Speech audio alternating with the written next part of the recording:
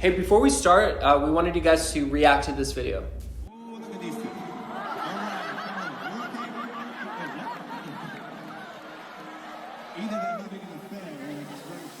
Bad news doesn't get better with time.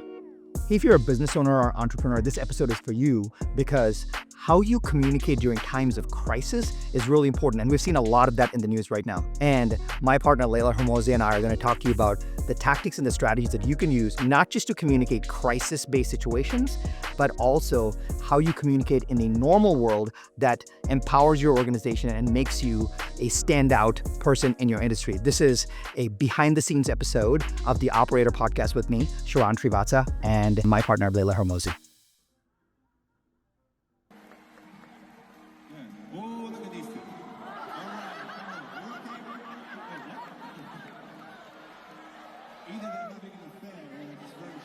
Oh, wow, he even said it. When I saw that clip, I just had this mix of emotions. Yeah. I was afraid for them, scared for me for some reason. What if this happened to us? I quickly was rifling through everything that I have done in the past. I'm like, oh my goodness, was I ever in a situation like this? And I think what happens a lot of times when you see that is we instantly go to what would I have done in that situation. So the question for you is, let's say something like that happened and it was one of our portfolio companies and we were advising their CEO. What's the piece of advice that you give to that person? I think in those moments, the only thing you can do is be honest. I think it's just like everyone tries, like, what's the PR angle? How do we manage this? What's the reputation? It's like, be honest. You just got caught. The worst thing you can do is compound the lies. I think that I remember hearing like the worst thing about a mistake is that you double down on it, doubling down on the lie. I think that's the worst thing you could do. So my first thought would be like, you've got to be completely honest and take full accountability and responsibility. Yeah. And I think that's the only way that you can ever make value on your side. It makes me think of when we started the company Allen and we made our first like release of new features. And I got into the group with all of our beta users and they're basically like, this is shit.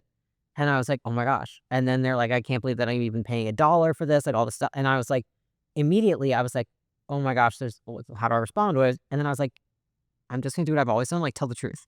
Like, I'm so sorry. I fucked up. My fault. I'm not even gonna tell you all the excuses I did. Like, just my fault. I'm sorry. Mm-hmm. Fucked up. And like, I won't even say I'm sorry too many times. I'm just gonna change my behavior going forward. Right. So when I see that, I think you just have to admit the truth. Yeah. The thing that I saw instantly was in this modern day of social media and things going viral and the news spreading so fast. Yeah. Whoever it is has to get ahead of the story because I remember this quote, I will never forget it, is bad news doesn't get better with time.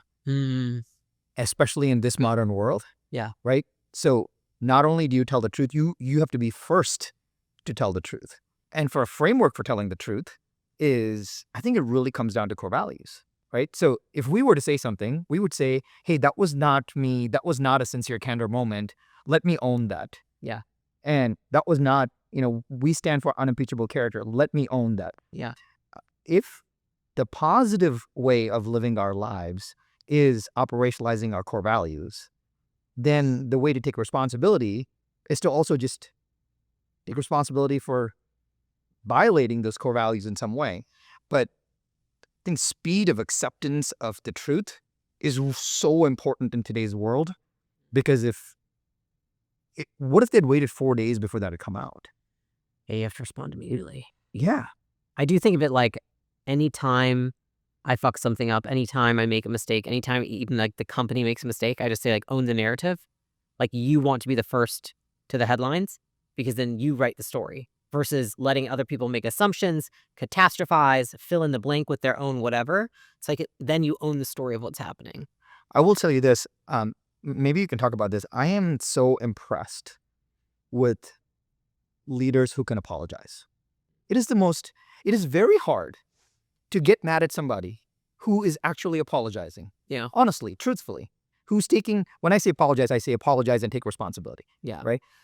There's something so deeply human about apologizing and taking responsibility. And that may have been, hey, I looked at the numbers wrong internally and provided poor guidance to my team. Yeah. That may have been, hey, did not, I was assigned this project, but I did not get it. I've missed my email, whatever it may be. Yeah. When someone takes responsibility, it's the fastest way to like wipe the slate clean. And so there's something with this whole leaders who have built this self-esteem up, Yeah. and saying sorry or taking responsibility is not a macho thing.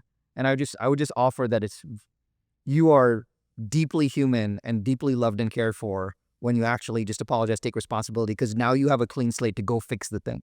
Yeah. I also think it allows, like, if you apologize, you say I fucked up, then it allows other people to feel like I'm okay being human as well. I've always looked at it like that. And it's funny, I give a framework to the EAs, for example, for apologizing, because, they do 50 tasks a day for you. Like, they're going to mess something up. And so I say, like, you say what you did, take responsibility for it, say you're sorry.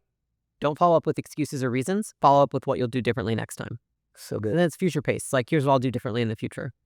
I think that's always helped me a lot too, because, for example, like, if me and Alex in our marriage, like, we have an argument or something, or it's like, we just say, I would prefer if you do X next time instead. We don't ever say, like, I can't believe you did. I can't. Like, we can tell, like, he just like bites his tongue. I prefer you do X, Y, and Z next time. That's it. Because, like, at least it's a directive, Yeah. which keeps you focused in the future rather than feeling bad about yourself and such. But I think at the same time, I watch that clip and I'm like, man, like, that feels bad, because even if you say you're sorry, and you're gonna get shit on for a long time for that one. Do you think that if there is a moment of poor judgment, like the Coldplay incident or something else that happens, Yeah. especially that's publicized, that could be in the company, outside the company, etc., for anybody, if something negative happened, sometimes there's nothing you can do about it. It's hey, you accept the responsibility and you then pay the price for it, and you tell the world that you apologized, and you work really hard with change behavior to go fix it. So now this guy, Andy, has to go and spend the time to reclaiming and reworking and rebuilding his reputation. There is no other choice, right? There's no delete button in the memory. There's only create new memories. Yeah. So let me ask you this. That was a company leader doing that. It applies to it inside of a company as well. What about in a market situation? Like, let's say it was COVID at gym launch, Yeah. which is a market catastrophe where there's a market struggle. Yeah. And you are in that industry. Is that the same crisis, you think? And as a leader, have a similar responsibility? I think it actually might be, I would say, yes, similar responsibility, but I think the emotion around it is so different, because when it's you feel so entrenched in it that it's very hard to see what you do, because you're like, I feel terrible because they're all telling me I suck. Versus, I think COVID, you're thinking like, wow, this sucks, rather than I suck. So I think the moment it happened during COVID, the first thing that we did is we said we need to work around the clock, so that tomorrow afternoon we pull a call with all of our clients, and then we pull a call with anybody in the community that wants to join, and then we change all of our marketing. And it's like, it's no longer marketing, it's like messaging to the community of like, what's happening, what's our take in this, we feel confident, here's the direction we need to take. And so we just tried to, I would say, a couple things, which is like, one, own the narrative, like, address what's going on, but also own the narrative of how you're going to respond. So I was super transparent about, like, here's what we're going to do as a company. The second thing was addressing the obvious, which is, I don't have control over everything. I cannot control if a tornado hits tomorrow or a hurricane or this or that. But what I am damn sure of is I'm going to work my fucking ass off. And if anyone's going to try their hardest to make this work, it's us. We have the most incentive. We have the most resources. We have the most this. And so I think instill confidence in people that you actually can solve the thing going forward. And then just see it through. I think there's nothing but action after that. You just have to live up to what you say. I think it's similar with like a personal crisis, because your reputation is the consistent behaviors you do over time, right? So until you change your behavior and do it for enough time, your reputation is damaged. And I think it's unfortunate, but it is the truth, is like, until he goes out and is in a company, leading a company, not unfaithful for a period of time, his reputation remains as is. And it will forever be changed, because like, when you think of Tiger Woods, you know what I mean? Yeah. So it's interesting, because like, I watch that and like, I think to myself, I'm like, I remember my first mentor said, Layla, you're always going to be seen through a microscope and heard through a megaphone. And that's why I quit drinking. So good. Because, like, getting drunk, I have 2 sips of something and I'm, but like, I remember hearing that and I was like, oh, it's not because I don't want people to be like, oh, she drinks. It's because what if I do something stupid while I'm drinking and I'm in public? Because like I asked myself, where am I vulnerable? And I was like, oh, well, if I get drunk and I do something stupid because I tend to act silly if I'm drinking, and then somebody catches that on camera, or they do, and it's like, that's my weak point. So I see that with him and I was like, wow, he was at concert in public. That's crazy. Like when you're married. Yeah. That's insane. I don't even barely kiss Alex in public. The crazy thing that happened one time was it seems really basic. Yeah. It's like 5-6 years ago, and I never had a potty mouth, but I would Oh no. curse. Yeah. Whenever I thought it naturally came out, and in a business meeting once I cursed. It was probably, I remember the day. It was probably a well-positioned curse, Yeah. and we lost like a big deal because of it. And so I made a commitment to myself that it's hard to completely turn off that. And so, but one, I don't curse at home. And so instantly my wife and I don't curse at all. And so that changed everything. And the second is now I only curse in positive way. So I'm like, oh, awesome. Right? Yeah. You will never see me say asshole. Yeah. I would not say that. So my only time I curse is like, it's a positive, it's an adjective. Wow. Okay. Sharon's a better human than me. I feel like this is No, but I think what that did is, when I'm really good. on stage, even when I'm on stage now, I self beep out my own curse. I'm like, that amazing thing. And so I just self beep my own stuff out. So interesting. Which is, so a small thing like that, while something had to happen, but it has changed behavior, Yeah. right? I'll tell It you, changes your reputation because you don't curse and it comes off a different way to people. there have been times where I've been invited to speak at events and in rooms where they're like, I don't have to worry about Tron not cursing. And it's also easy. It's easy because it's not, I don't think you can get Gary Vee not to curse. It's not a good thing or a bad thing, but he's built his reputation around that. Yeah. But talking about the industry, I want to tell a crazy story, and I think this will happen to more people. Yeah. This is like a year and a half ago. When I was still at Real, and there was in the real estate industry had this huge litigation against it as an industry as a whole. It was like a commission dispute and all of that. Yeah. And everything hit, the lawsuit against the industry hit on a Friday. And we were all kind of taken aback. We thought one half of the commissions are going to go away, and everyone was in a tizzy. Freaked out. I had no idea what to do. So I just put out a social post that says, I'm going to show you how to navigate this environment. Come to the Zoom on Monday. That's all I did, right? Yeah. And I said, open to everybody in the industry because we have to row this boat together. Yeah. There were tens of thousands of people on my Zoom, and I had committed to doing that, which had no plan whatsoever. And smart. The thing that was resonating in my head was, bad news doesn't get better with time. I just need to be the first response. So anybody that responded after, they were in second place. Yeah. They were like, well, Sharon had already done that. Sharon showed up first. Sharon is is leading the industry doing this charge. Every single person, it didn't matter. I was the first one to put a stake in the ground that said, I'm going to help everybody in this industry. And whoever came after, even if their content or ideas or everything was better, all that they remember is who showed up first. They associate you with the first solution. That's it. Well, you talk about brand being association, right? Mm-hmm. They're like, this thing happened, this person came to support me. 100%. And it got to the point where for the next multiple months, that webinar that I did was played in other firms' conference rooms. I remember this. I was walking down the aria and you were telling me this and I was like, that's insane. Like competitors, right? Correct. So that's crazy. Can you imagine, we don't have any competitors per se, but can you imagine, we don't, right? But can you imagine other private equity firms playing our content in their conference rooms? I've actually seen it. But yeah, it's because if you clearly said, I'm the market leader. Yeah. Or I'm the leader of whatever the solution is going to be at the moment. No, it's really smart. Yeah. What do you think about industry-based messaging in maybe a crisis or maybe, hey, AI's taken over X industry. Like I'm sure that's happening to industries right now. Or there's X regulation that's happening. Or like when the tariffs hit and a lot of the e-commerce people went to struggle. What do you think about messaging in a one company messaging to the industry as a whole. Do you think that's a positive thing? Do you think leaders should do that? How do you think about it? I don't know what you think about. I think about the market leader, like whoever's leading that industry, the market, they're number one, they message the industry. Whereas I think other people message their competitors. Like number one never needs to talk about number 2 or 3 or 4 to prove their worth. They talk about the greater good and the greater good for their customers and the industry. Whereas like number 2, 3, 4 talk about each other, throw rocks at each other. They're playing that small game. When you're playing the big game, you're looking at the big picture. So I almost look at like even if you're not number one yet, you don't get there unless you start talking about that stuff.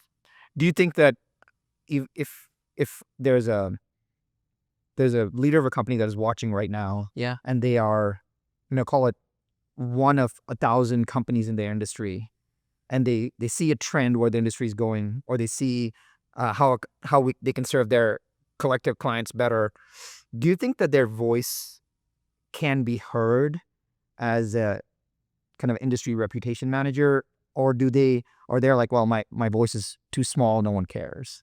So I actually have an interesting way I thought about it, which is like if you treat your audience like clients, I think eventually your audience becomes your client. It's so good. So if you treat the whole You're on fire today. Am I really? He's so good. Need some caffeine today, but thanks. So good. No, I think about it that way because it's like, how would I respond to this person if they were a client? And that actually came to me like 3 years ago because I was going through my DMs when I started making content.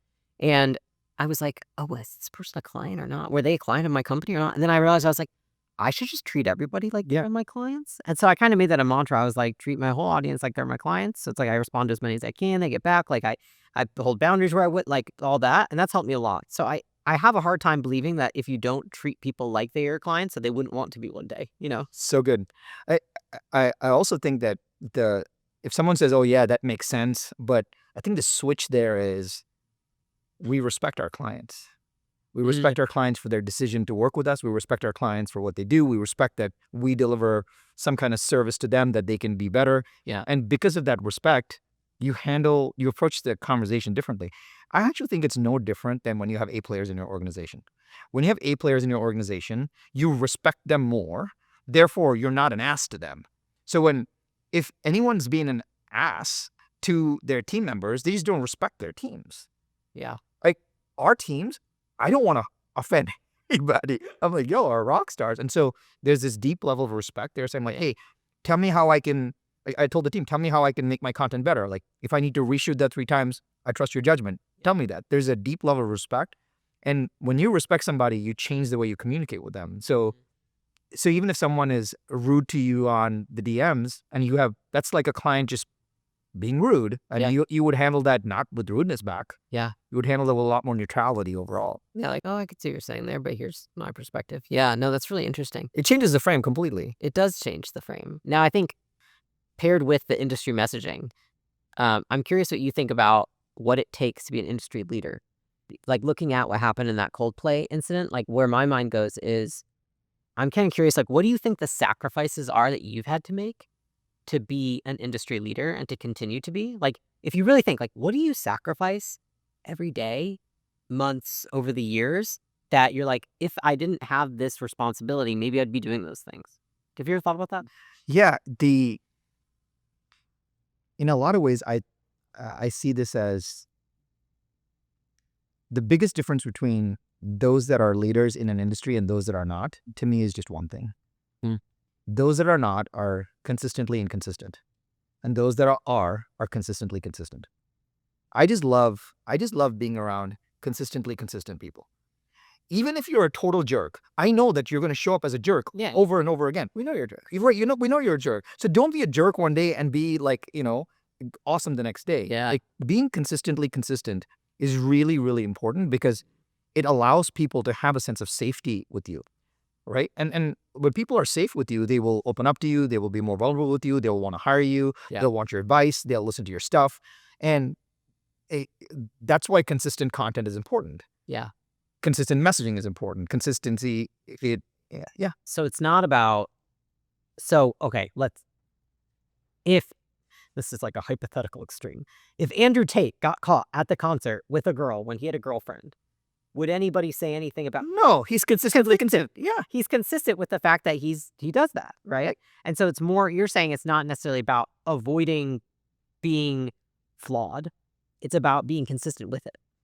Yeah, because at some point, you're messaging to the world who you are. Yeah. And this is an incident only because the messaging was incongruent with who he portrayed himself to be. Mm-hmm. And, you talked about that Adam Grant quote, which I thought was awesome, right? Which is how you do, in a lot of ways, how you do one thing is how you do everything. You can't have high integrity at home and not have high integrity at work. It's just, you're working the same muscle. Yeah. No, it's a tough one. Right? Yeah. The other thing about being an industry leader is sometimes you do it at the direct cost of success of your company. You do something for, like, I will tell you the reason why in a lot of ways we don't have competition. Like, I don't know, no one is saying, hey, I'll go work with acquisition.com or someone else. There's no someone else, right? But I think that's because we give everything away. Like the scaling roadmap, we just give everything away. That alone could have been a $10,000, $20,000, $30,000 online course or a workshop or whatever. We just said, here's everything that we've learned, go get it. Yeah. And could that have been seen as a reduction in revenue for us? You could fight that. But then we just said, hey, this is the goodwill that we're putting into the marketplace. I think goodwill of marketplace is really important. That's actually interesting. The more goodwill you deposit into the marketplace, the more you position yourself as an industry leader because you have all that goodwill to stand on. That's fascinating. Goodwill also opens doors, right? People are like, well, I see Layla stuff all the time. If you reached out to somebody on DM, there's the chances of you getting a response back is so high, is not because of any other reason than because you have been, one, consistently consistent, and two, you've given everything away. So there's so much goodwill deposited. I should message like one person because I don't message anybody.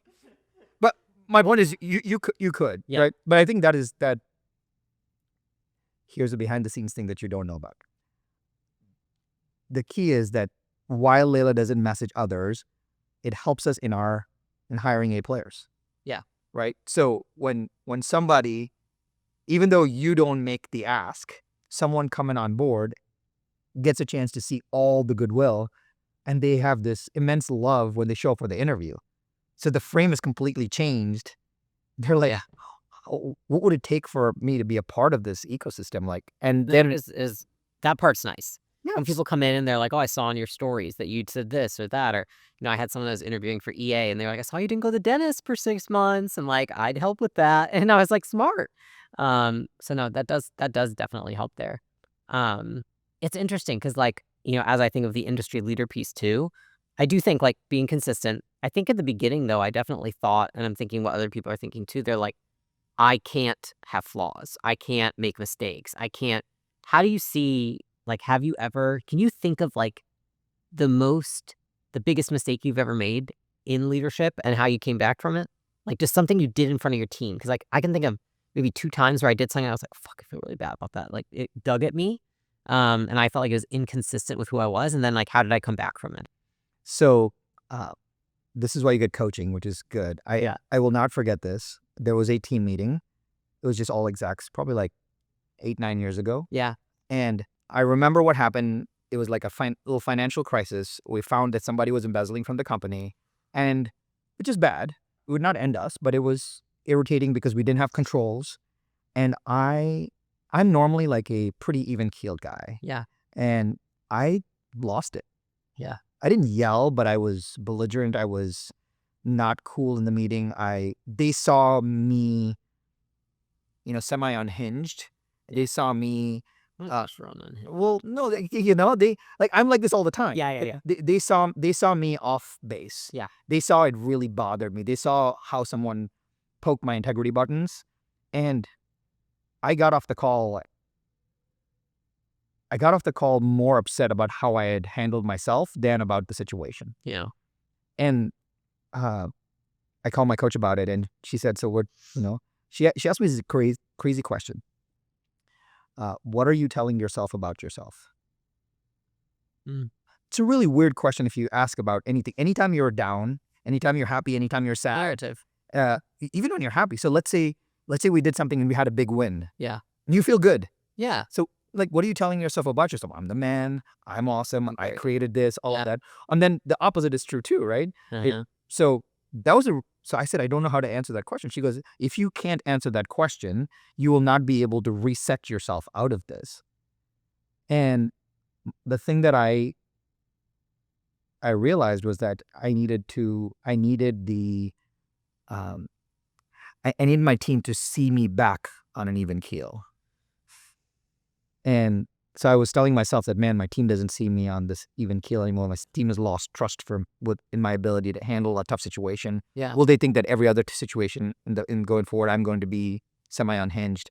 And I learned these words, which was they often never use in a professional context, which is the ultimatum of that will never happen again.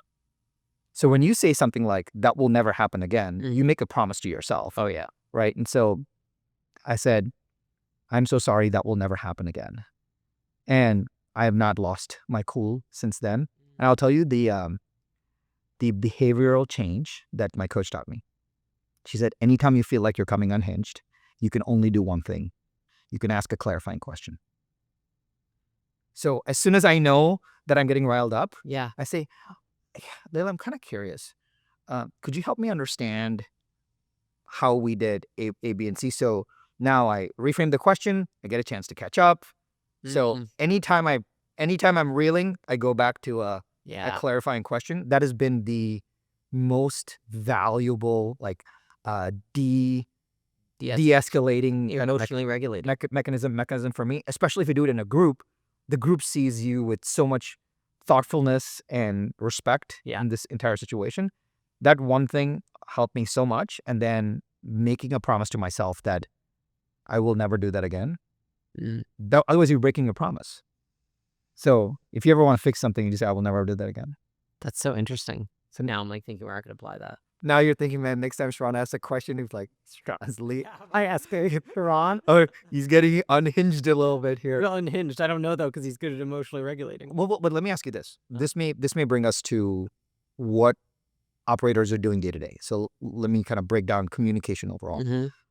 One of the things that I've seen you do super, super well is whenever we come up with an idea or a new initiative, however small, it could be like, hey, this is what we're doing for holiday coverage, to this is what we're doing for a new building launch, to this is what we're doing for making this investment, to this is what we're doing in this new policy.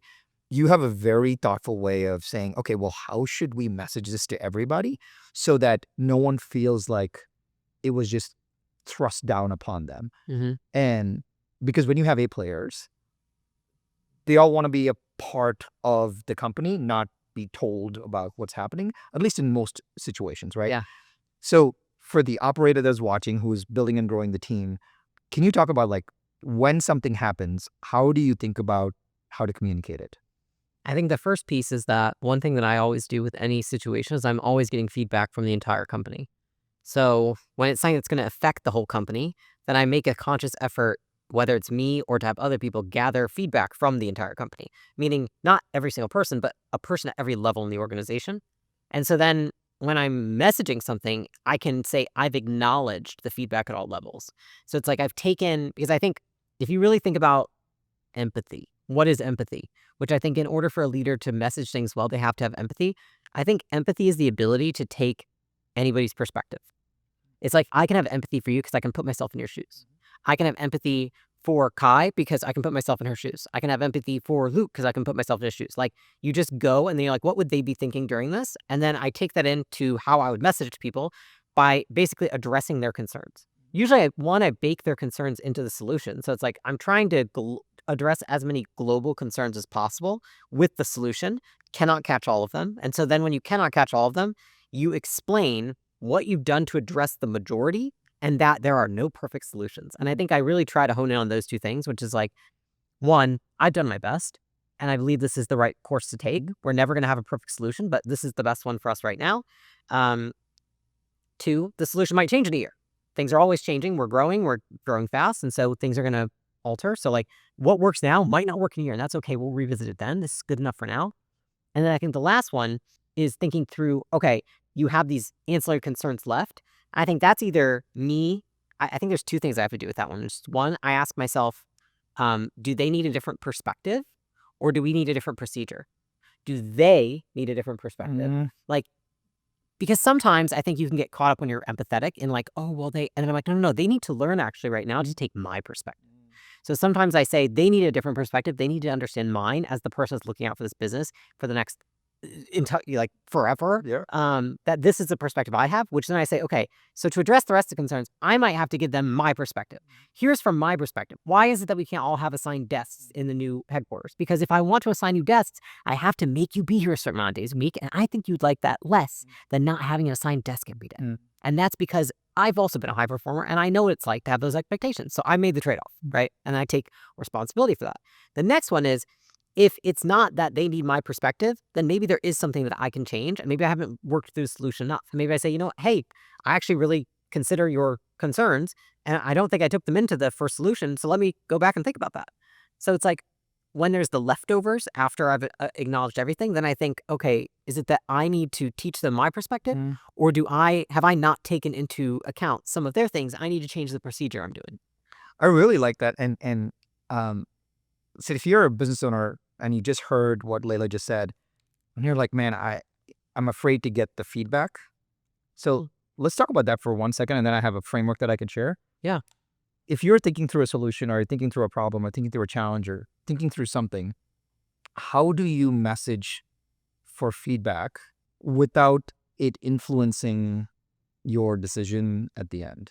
Because I can see a business owner with a team of 10 saying, man, I can go ask what XYZ policy should be. I know they're all going to come back and say they want more time or more money or more tools or whatever. Now that I've given them the opportunity to say that, if I now come back and say no, I look like I'm not taking their perspective into play. Like, how do you think about that? I think there's a couple things, which is like, one, you have to remember everyone has bias. I think about that all the time. What is their incentive in this situation?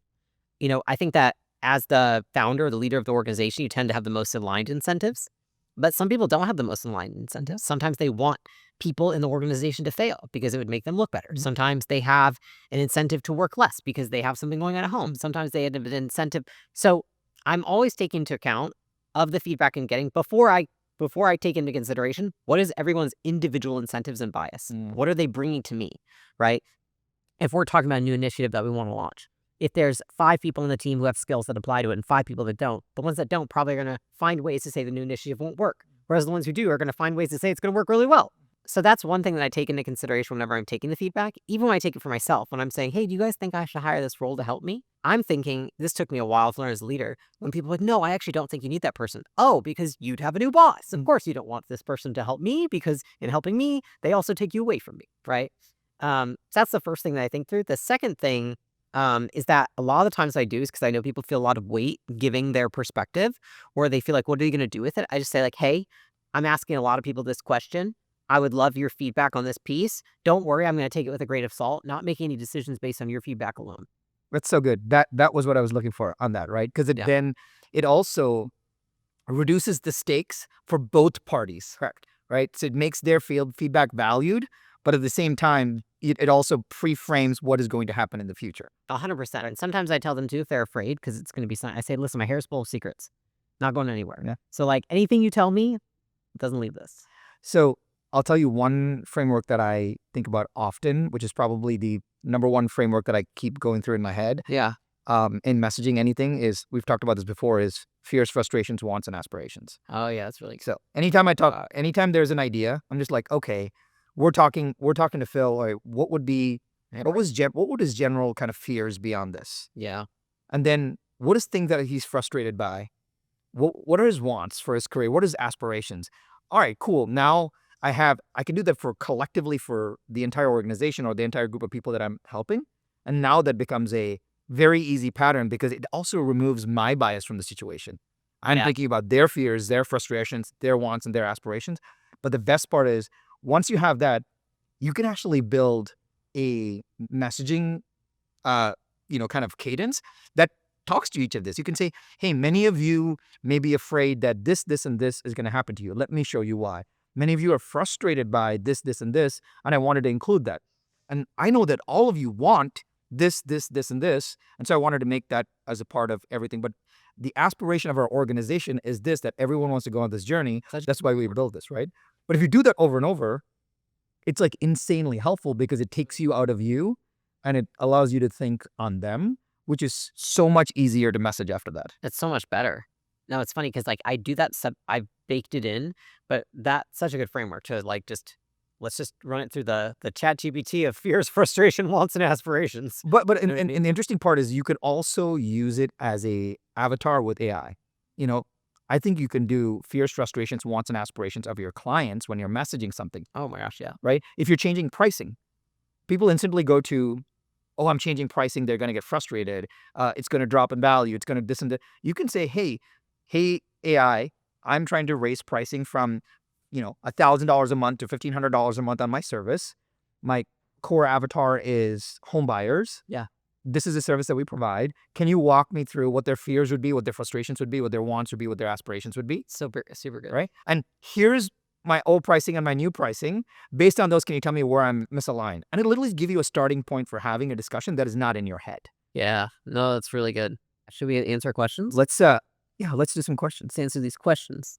I don't know what your framework for this is, but I'll give you my framework, which is just there's expectations. And if you want to improve retention, then results or delivery has to meet or exceed expectations. And you can do that in two ways, which is like one, if you want to make sure that you're always meeting or exceeding, then what you tell them is going to happen is actually you've lowered it by about 15% of what you are sure is going to happen. So you give yourself buffer room.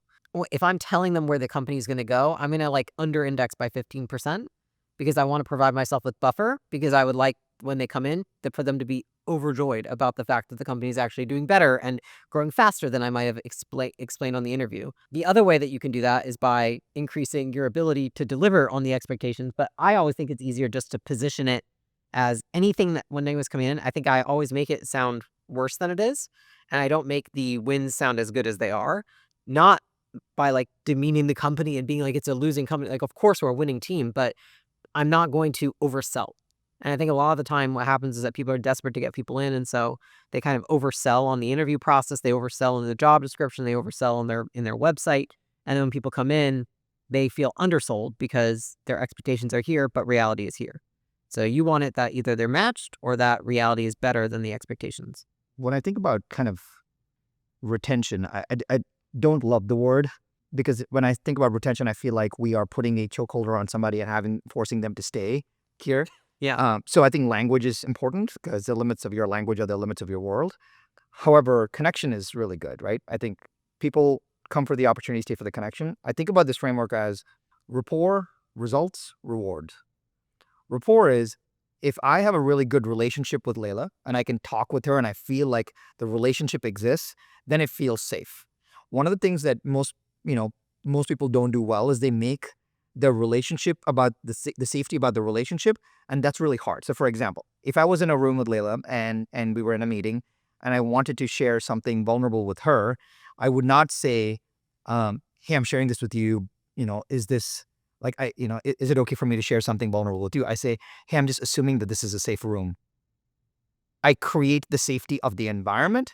That way it doesn't put Layla in a safe spot, in a tight spot, right? So I get rapport by making the environment safe. Therefore, the people in the environment are safe, right? So that's number one. The results are, we all need to be very, very clear that whatever you say you're going to do, you're going to do. So this is the say-do ratio. Hey, Phil said I'm going to deliver on X. I deliver on X. Phil, freaking great job. Because whatever you said you're going to do, you're going to do. And I'm going to recognize you for that. And the third is, what is the reward? Hey, Phil wants to go and become, a play for the Anaheim Ducks.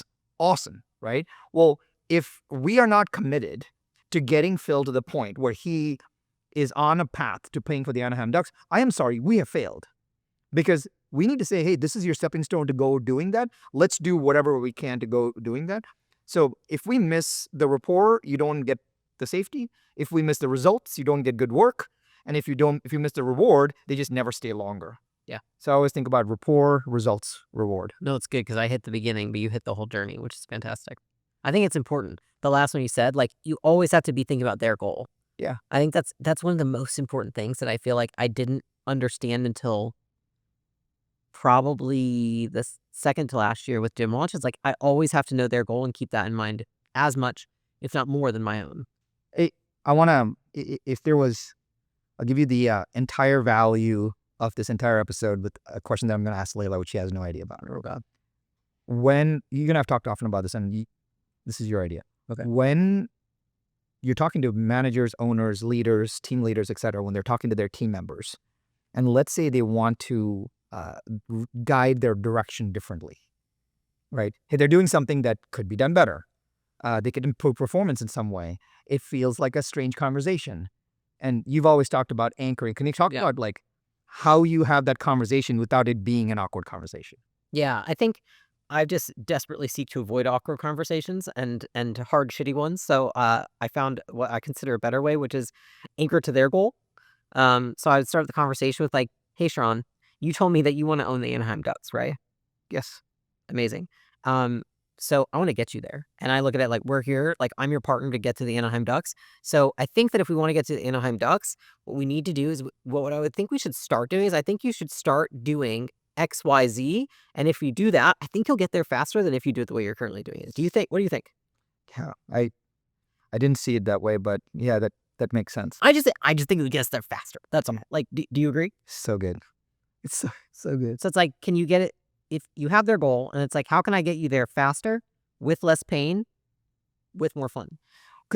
So just to contextualize this for everybody, right? So let's say you have a team member who does good work but takes too long, right? And you know that their goal is to, I don't know, be CFO someday. Yeah. I'm just making this up, right? You can say, hey, Jimmy, I know that your goal is to be the CFO someday, and you do insane work. But in a fast-moving organization, do you agree that we have to make some fast decisions? One of the things that I think that will get you there much faster is this faster turn of decisions, which we know that sometimes you may make the wrong one. And that's okay.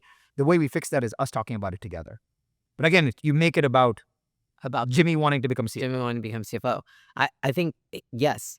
And I think another one that you can do is if you don't, okay, so here's one if you don't know their goal. If you're going in the conversation, you don't know their goal, I always use this line, which now my whole team's going to know. But I'm like, do you know what would make you a fucking weapon? So good. Then they're like, what? I'm like, if it's just this one missing piece, the missing piece. It's the fucking weapon and it's the missing piece. The missing piece is like, you're fucking grinding, you're communicating well, you're an amazing teammate, but you just don't address the hard conversations quite soon enough. The moment that we fix that, you are fucking unstoppable. Yeah. And I just want to get you there. So like, let's just work on this one thing for the next 2 months. Yeah. And like, oh, it's going to be game over after that. Yeah. Especially works with sales teams. I wish we had started with these questions because this is actually way more valuable. The one thing that I will tell, the number one reason why you have team members that underperform is not because they are underperforming, it's because they just don't know how to do something. It is our responsibility to actually teach people how to do something. So for example, if you've never actually let a person go, you're going to be really nervous because you don't know what to say because no one has taught you how to let a person go, right? No script. No, you have no script for that. Yep. Or if you don't know how to, if you don't know how to do a reconciliation, no one's ever taught you doing that. So you don't know how to do that. So it's our job to teach people to do that. I would just assume that they don't know how to do it and say, hey, this one thing will get you there faster. Can I show you one way that I do it and you can come up with your own way? So now you're like, I'll give you mine, but you can add your own sauce to it. But I think the way to get people better is not to tell them to do something better, is to like teach them how to do it. Teach them, one of my favorite things to ask people too is, do you want me to do the V1? How about I do the V1? Or do you want to do it? And then they feel safe, like, oh, no. Because then it's like, if they don't know how to do it, they're like, you do the V1. And I'm like, okay, great, I'll do a V1 and send it over to you. Or they're like, oh no, I got the V1. Yeah. So it's like, oh, you have enough reps in the tank. Yeah. It's like, then they feel like it's okay that I don't know how to do it. You know what I mean? It's so good. That's awesome. This is my favorite. Go for it. Me, find money. The biggest misconception is thinking that you have to pay top money for people. Because everyone thinks that, hey, I've got A talent and I have to pay A plus money for it. It is not the case. In a lot of ways, you can start a consulting for equity. In a lot of ways, you can say, hey, you want this, I will promote your current product. In a lot of ways, it's like, hey, why don't you and I do a collaboration series together? And then maybe you can spend time consulting with my team. You just have to accept that there is another way where if money was not an issue, how else would I kind of compensate this person? And I actually will ask the person that, hey, let's just put money aside. If we could get paid an edamame and it was not money, what else is important to you to kind of kick off this relationship? Because I just want to get started to show how amazing this could be working together. And now you co-create what a non-monetary way is to get that up and running. And then when you create a result, then you could do something with that result, right? So there are ways to do it, but it is hard when you don't co-create it. If I just said, hey Phil, would you trade workouts? Like, you're like, bro, I'm not interested in that. But if you said, if money was not on the table, what else could we work with for us to get this started? I think that allows for a co-creation of it in some way. You know what co-creation is too? The currency of co-creation is freedom. Huh. They have freedom in your company working for you because autonomy is freedom, right? So now they have autonomy. So they're trading, working at some big corporation, getting all this money, but they don't have freedom. So now they say, well, I want to work for somebody who now I get freedom, but you do get less money. So like one thing I tell people a lot of times when they come in, they're like, I don't want to work at this big, all this stuff. Hey, but why don't you pay as much as that? And I'm like, freedom, money. You told me that you want freedom. There's trade-offs. It's just not going to come at every company. You can't, I mean, we've talked about this. Like if the value proposition is like you have 100% of everything, it's like you don't have a value proposition. You're just shoveling, it's just too much. Yeah. So it's like your value prop is freedom and autonomy, not money. So sell to that. And then it's like, I mean, we've had people join this company have taken like 50% of pay cuts. They were like these absurdly funded VC-backed companies, but they were like this, you know, and they couldn't do anything. They couldn't make decisions. There was red tape everywhere. And they came here and took a 50% pay cut because they were like, I just want freedom. Like, yeah. And I think that we give that. And so that's probably what attracts a lot of people here. Another thing that I would say is the depth of your pipeline is going to be so dependent on the compensation that you can offer. Meaning, we always talk about this internally, which is talent trumps timing. You find somebody that is extremely talented, you've got to find a way to engage with them, even if it's the smallest possible way. Yeah. And so we are attracting, we are recruiting, we are connecting for the role we don't even have for the future. So I'm sorry, in a lot of ways, Layla and I are professional recruiters. That is our job. If you take everything else off the table, our only job is to work super, super hard and just be professional recruiters. That is, if we do that job well, we win. It's really true. And I think that's why also when people ask like, what's the number one skill I should get if I'm going into business? I'm like, sales. Because it's, you don't stop selling. Like I've literally thought like, I feel like I'm like one of the top salespeople in the company because I have to sell people on the opportunity of joining the company all the time, which is, it's intangible. There's no certainty. There's no, you don't get a refund. Like, you know what I mean? There's like so many things to overcome there. I also just think going with that question that they're asking is like, how do you get A talent? Is like, I remember one of my first mentors told me this. He said, A talent, if you want to get A talent and you don't have the experience and you can't pay as much as them, you better be a better fucking person than all of them. And I was like, what do you mean by that? He's like, the one thing, he told me this, I remember, he's like, the one thing you have going for you is you're actually a good person. And I was like, I don't even understand that. People have businesses or not good people. It's crazy. And he was like, but you should lean into that. He was like, because nobody with high character will work for somebody with lesser character than them. Yeah. And that clicked for me, which I remember thinking, every skill I have at some point, somebody will be better than me at it. But if I can just continue to double down on my character and my integrity and my values, and if that is the most potent thing I can become, then like that, I will never have to outsource that. I will never have to find somebody who can replace that. You know what I mean? I love it. I will say, golden nugget number 2 on this one. If you're not listening to anything else, you should listen to this. The thing that Layla and I talk about the most is how people show up for interviews. I will say this. No matter who you are, if you're a founder, entrepreneur, you don't think you're interviewing, you are interviewing. And if you're a teammate and you want to leader, want to work at a company, it is not an interview. You're showing up for a client presentation. Just change your frame from showing up for an interview to showing up for a client presentation. It is not about what they're going to ask you. It is about what you're going to present.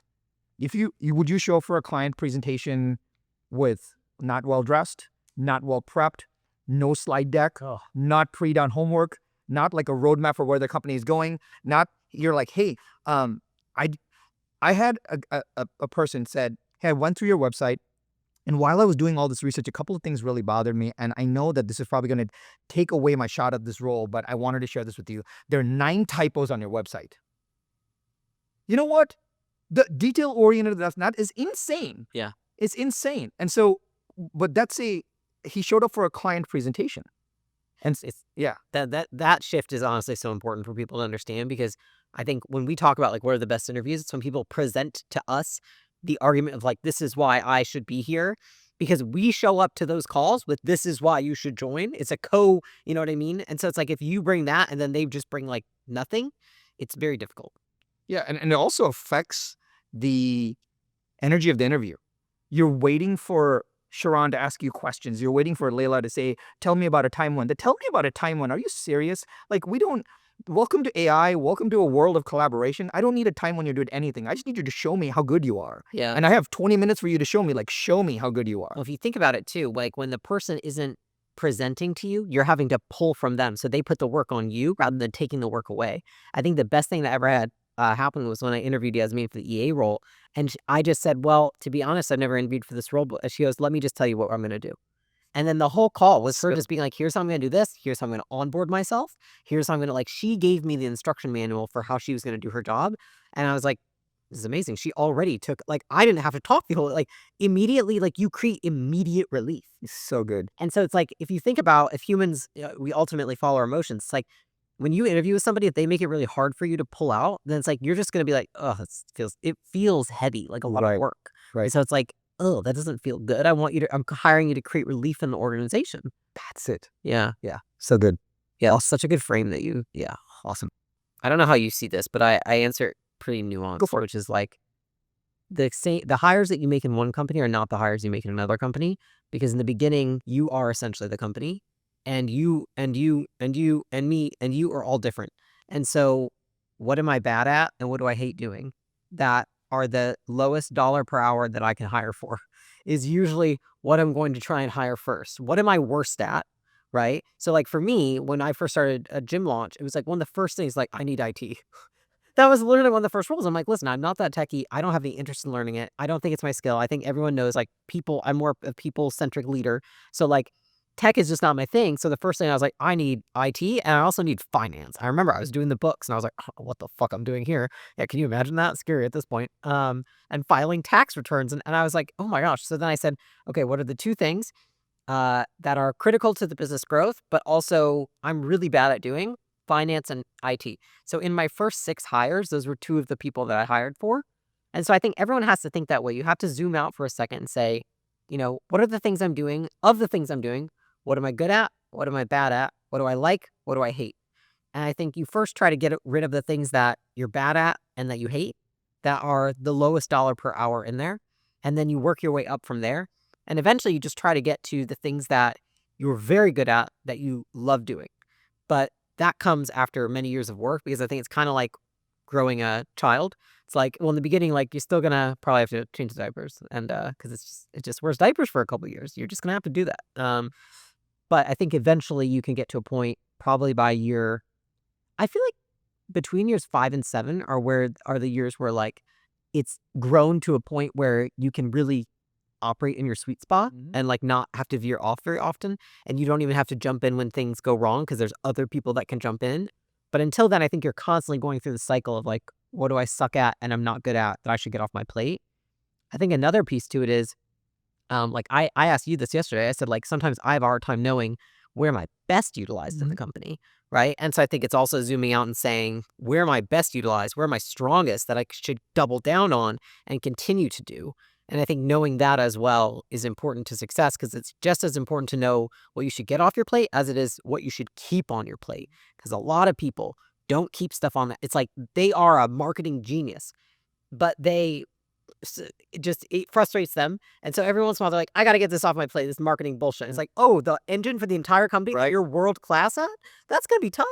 That's probably going to take a couple of years, 18 months to get, because you're probably going to you're a unicorn. We got to get 6 all-stars to replace you. So that's how I think of it with a first-time founder, and I think you probably bring a fairly different perspective as well. No, I think you're right. I think about it in two ways. Yeah. The first way is I think about what would be the last thing that I would give up. Oh, that's good. If you think about, hey, so you take Alex, right? If you say, what would be the last thing he would give up? The last thing he would give up would be marketing. Yeah. Right. So you know that is off the plate, which also means that, hey, I'm going to hold on to that because that is driving the business. For founders in smaller companies, they are everything.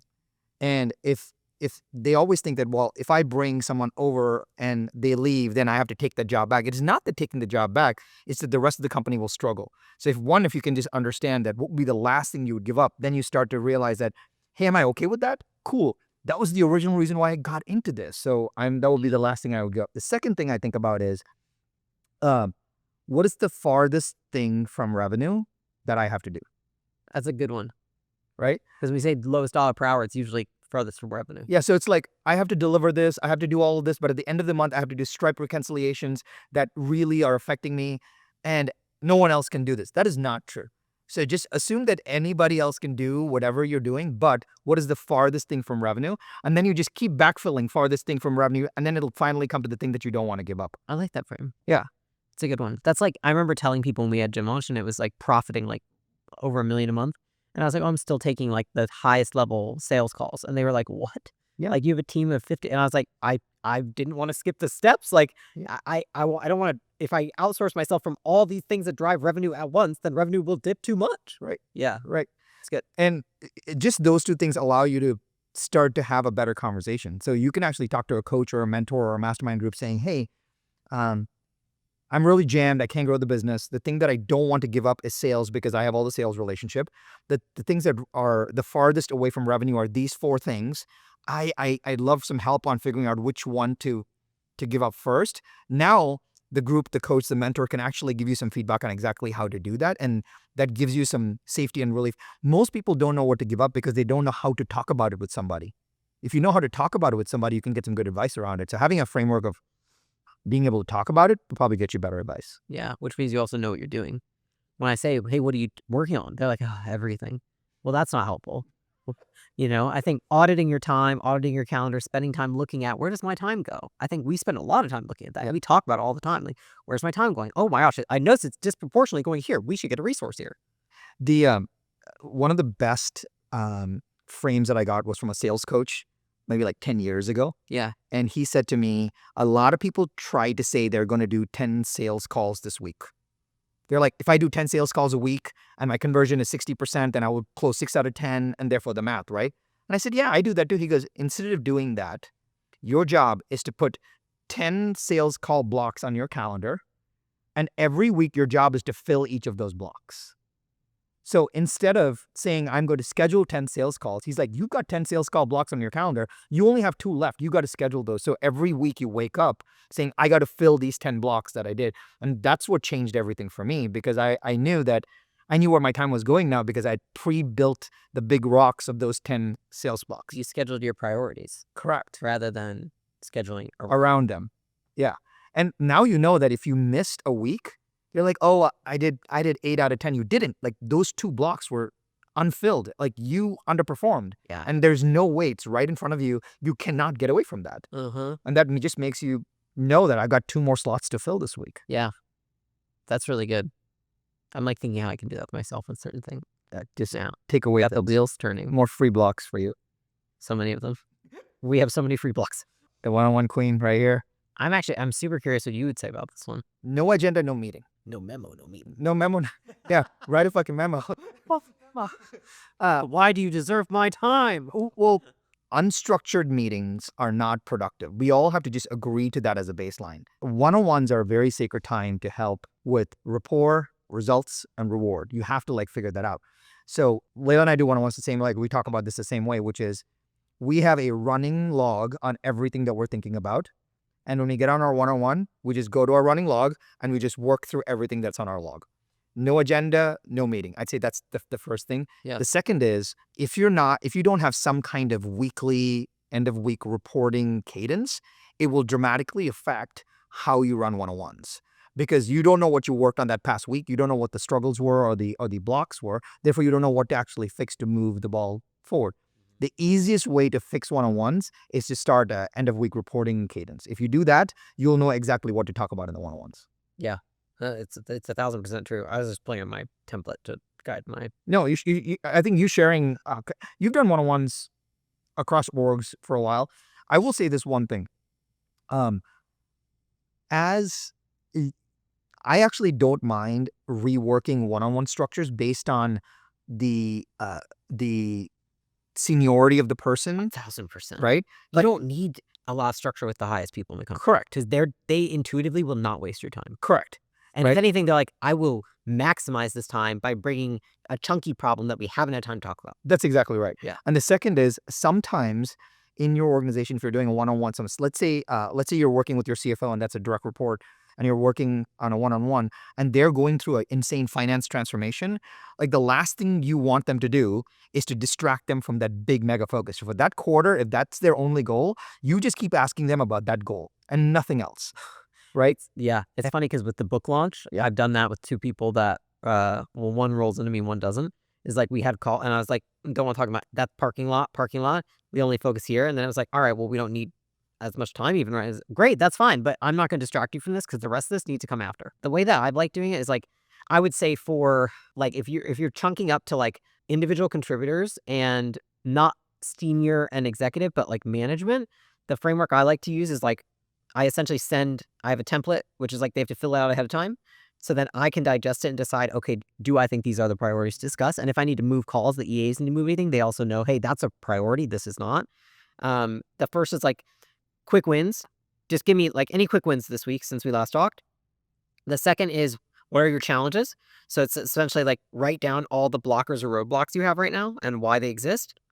And then the last one is feedback. Where's an area that you want me to give you feedback on this week? And I really like that one. It's like quick wins, like start something positive.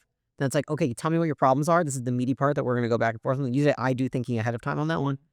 And then the last one is just, okay, where do you want feedback from me? Which actually gives me insight into, it's always keeping in mind, where's the goal? Where are we going? And I added that one in like 8 months ago. And I really like that one because it's like, it keeps me synced up with like, they have that greater goal, but then I'm like, oh, this is what they're wanting to know. Am I doing a good job or not on this thing specifically, which is cool. I don't know how you think about this, but I have learned to take my one-on-ones very seriously because a lot of people generally people approach one-on-ones as I hate organizational hierarchy. That's just like not my jam. However, if it's a, manager with a direct report, the manager generally assumes that the one-on-one is for the direct report, which is correct, but the direct report has to do all the work. And Layla said something really interesting there where she said, hey, I'm going to prep for this one-on-one. Yeah. And I don't think managers prep for their one-on-ones. They just show up with whatever the topic is. They're like, oh, this is my time with you. I need to do this thing. And I will just respond and I will react. And a lot of times I'll show up with my one-on-one saying, hey, I have 2 things. Do you want me to give them to you up front so we can add them to the agenda, or should I do it at the end? Yeah. It's like, well, why don't you tell me now and we can figure that out. So I always show up with a couple things because it forces me to have thought about that one-on-one in a lot of ways. So I would just offer that if you're a manager and you're doing one-on-ones and you're not spending time thinking about the one-on-ones, you're leaving a lot of like impact and opportunity on the table. I think it also just shows how many shits you give. You know what I mean? Like, it's crazy, but it's like, I look at it that way, which is like, if somebody doesn't take the time to prep my one-on-one who needs it to be prepped as like you know what I mean? Like, I can gauge in the organization, then like, I don't take it seriously, or like, I have gotten to the point now where I'll be like, then we'll cancel it. Because if you don't have the time to write a memo or even fill out an agenda about what we need to talk about, it's not worth either of our time. We're just doing a disservice to the whole org. And then I would say to the same degree, I've learned that I prep. So one, when I do end of week reports, I note things that I want to discuss in the one-on-ones. And then the morning of, when I have, like, say I have 4 one-on-ones that day, then I'm doing again. Is this still a priority? Like rechecking to be like, is this the best use of our 30 minutes together? Yeah. Because it's like, it is funny though, because you said that, because like, I think of the one-on-ones as like, this is the most FaceTime somebody gets with me in the company. And so their entire impression of me and my reputation with them is based on this one call. So it's like, why wouldn't you take it seriously? Yeah. Like if they want to stay here, if they feel safe here, if they feel like they can express, what's going on in the org, like all of that comes down to how I show up to that one call. So it's funny because like I used to try to do all my one-on-ones in one day, and then I told my team, I was like, dude, I can't, because like I have to have good energy for all of them. Otherwise, I feel like I'm laying them down. Because like they got, okay, 3 weeks in a row, Neil got shitty Layla. Yeah. Like I feel bad. I don't want to be shitty Layla to my one-on-ones. Yeah. You know, because it used to be like, oh, one-on-ones, like we can put them after all these calls. I'm like, no, that's bad. They need their own. So I try to have like 2 days where I have 50%. I like that setup. I will do an operational hack that maybe a few people can use. Layla and I use this, which is if you're an organization that uses Slack, the one thing that I love is in every direct message channel. So if it's Layla and I, we have a canvas that is just built for Layla Sharon 101. And anytime we're chatting about something, we're like, yeah, we should talk about that. I instantly just add it to my canvas. So I don't lose context of going to a doc, writing it in a note, etc. It's all managed in the canvas. It's all managed. Layla Sharon jam topics. It's all the jam topics. And as we finish it up, you can actually put the checkboxes around it. You can also link things. You can link things to it. You can make comments around it. But what we have noticed we spend a lot of time on Slack, that the conversation ends up getting messy and you realize that you need time to talk about it, and you just convert it into a one-on-one topic. And then you can see that the other person added it, which is nice. Like I'll see like Sharon added to the canvas, and I'm like, oh fuck, it's that thing, huh?